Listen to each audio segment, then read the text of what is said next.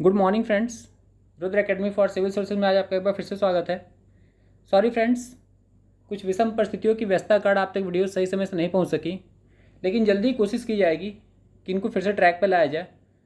तो चलिए देखते हैं 27 से 28 अगस्त 2023 के बीच कौन कौन सी खबरें हमारे लिए अत्यधिक महत्वपूर्ण है परीक्षा दृष्टिकोण से। पहली खबर आपके सामने है विश्व एथलेटिक्स चैंपियनशिप के संबंध में।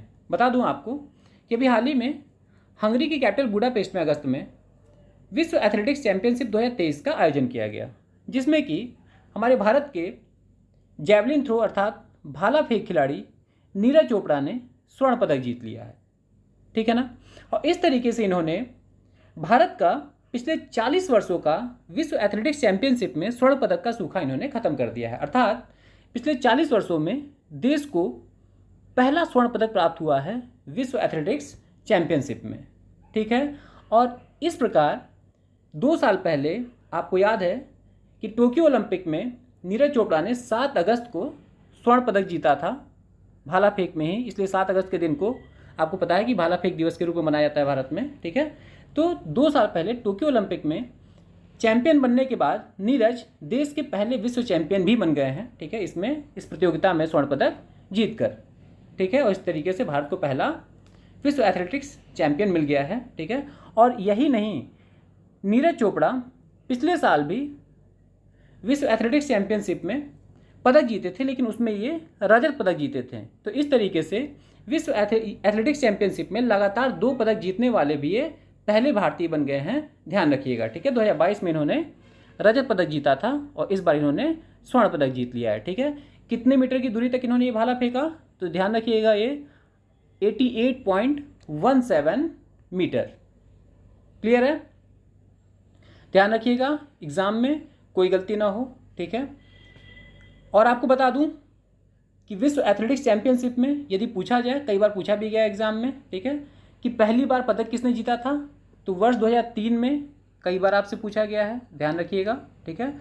वर्ष 2003 में अंजू बॉबी जॉर्ज जिन्होंने लंबी कूद में कांस्य पदक जीता था, तो आपसे पूछा जाए कि पहली भारतीय खिलाड़ी कौन थी या फिर किस वर्ष इन्होंने भारत को पहला पदक दिलाया, तो ध्यान रखिएगा 2003 में लंबी कूद में अंजू बॉबी जॉर्ज ने कांस्य पदक जितवाया था। ठीक है ना। क्लियर है। अगली खबर आपके सामने है हमारे प्रधानमंत्री नरेंद्र मोदी जी के संबंध में। ब्रिक्स की समिट के बाद से ये सीधे पहुंच गए ग्रीस।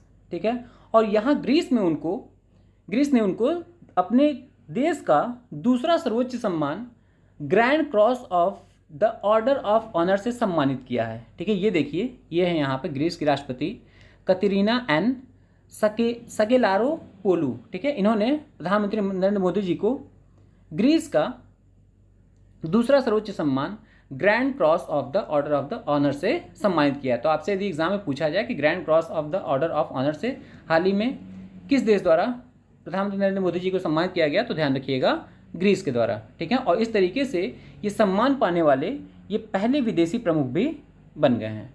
ठीक है। और आपको बता दूं कि पिछले 40 वर्षों के इतिहास में पहली बार किसी भारतीय प्रधानमंत्री की ये ग्रीस यात्रा थी। इसके पहले इंदिरा गांधी जी सितंबर 1983 में उन्होंने ग्रीस का दौरा किया था। ठीक है।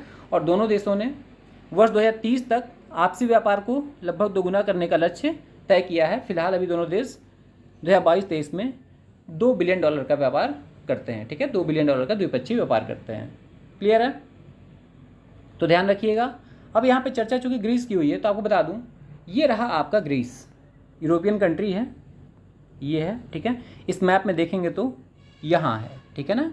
ये आपका यूरोप का दक्षिण पूर्व में स्थित एक देश है। ठीक है। ध्यान रखिएगा। और इसका ऑफिशियल जो नाम है, ये भी आपको बता दूं, इसका ऑफिशियल नाम, वैसे तो इसका प्राचीन नाम यूनान है। ठीक है। लेकिन जो इसका ऑफिशियल नाम है ये है द हेलेनिक रिपब्लिक। ध्यान रखिएगा, द हेलेनिक रिपब्लिक। एग्जाम में पूछा जा सकता है द हेलेनिक रिपब्लिक के नाम से किस देश को जाना जाता है। ठीक है। तो ये है आपका ग्रीस। ठीक है। जिसकी राजधानी क्या है, तो ये भी ध्यान रखिएगा, इसकी राजधानी है आपकी एथेंस। ठीक है। ये देखिए, ये रहा आपका एथेंस। ठीक है। और ये देखिए इसके बगल में यहाँ पे वेस्ट साइड में पश्चिम में आयोनियन सी है, नीचे आपका मेडिटेरेनियन सी है। ठीक है। इधर आपका सी ऑफ क्रिएट है और ये आपका इधर ईस्ट साइड में एजेंसी है, ठीक है। तो आपको सीज का भी लोकेशन ध्यान रखिएगा, ठीक है। और आपको एक इंटरेस्टिंग फैक्ट बता दूं कि ये यूरोप का सबसे लंबी तटरेखा वाला देश भी है। तो यदि ये भी एग्जाम में पूछा जाए तो ध्यान रखिएगा, यूरोप का सबसे लंबी तटरेखा वाला देश कौन सा है, तो आपका ग्रीस ही है, ठीक है। नाटो का ये मेंबर कंट्री भी है, ठीक है, और ये यूरोपियन यूनियन का भी मेंबर है। क्लियर है? चलिए आगे बढ़ते हैं। अगली खबर आपके सामने है देश के पहले एआई स्कूल के संबंध में। बता दूं आपको कि अभी हाल ही में केरल के तिरुवनंतपुरम में शांतिगिरी विद्या भवन एक स्कूल है, ठीक है। उसी स्कूल में देश का पहला एआई स्कूल खोला गया है, ठीक है ना। ये देख रहे हैं, यही है आपका केरल का ये शांतिगिरी विद्या भवन स्कूल है। इसी कैंपस में देश का पहला एआई स्कूल भी खोला गया है, ठीक है, जिसका उद्घाटन किसने किया है, तो हमारे देश के पूर्व राष्ट्रपति रामनाथ कोविंद जी द्वारा किया गया है, ठीक है।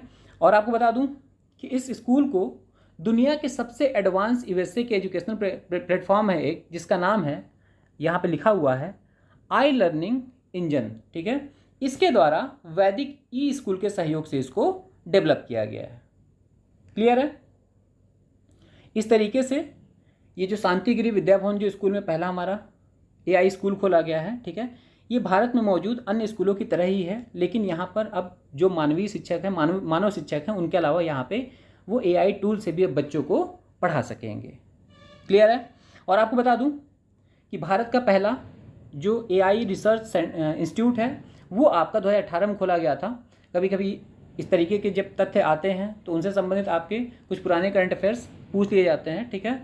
तो भारत का पहला एआई रिसर्च इंस्टीट्यूट कहाँ खोला गया था, तो ये आपका वाधवानी मुंबई में 2018 में खोला गया था, ठीक है, ध्यान रखिएगा, वाधवानी मुंबई, ठीक है। और करंट अफेयर्स में फरवरी में चर्चा में था कि विश्व का पहला एआई यूनिवर्सिटी कहाँ खोला गया है, तो ये भी ध्यान रखिएगा, ये आपका अबू धाबी में खोला गया है, ठीक है ना, यूएई के अबू धाबी में खोला गया है, मोहम्मद बिन जायद यूनिवर्सिटी ऑफ आर्टिफिशियल इंटेलिजेंस।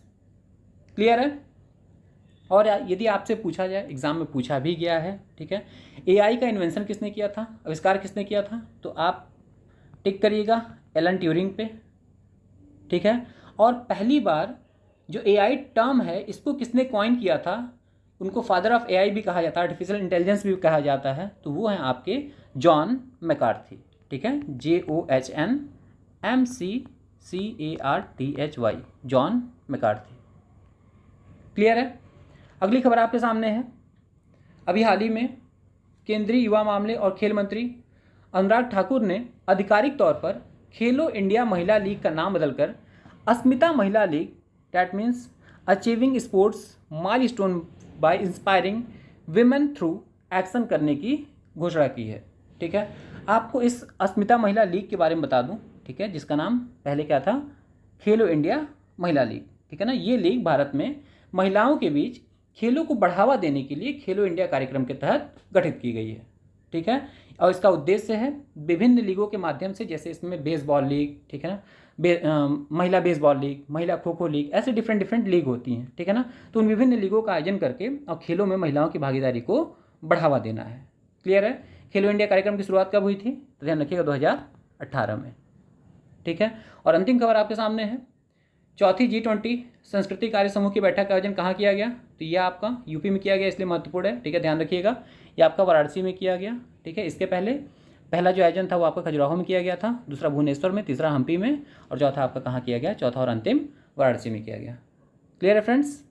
फिर मिलते हैं। वीडियो अच्छी लगे तो प्लीज़ लाइक करिएगा, शेयर करिएगा, और यदि आपने चैनल को सब्सक्राइब नहीं किया होगा तो प्लीज़ सब्सक्राइब करना ना भूलिएगा। Thank you for watching this video.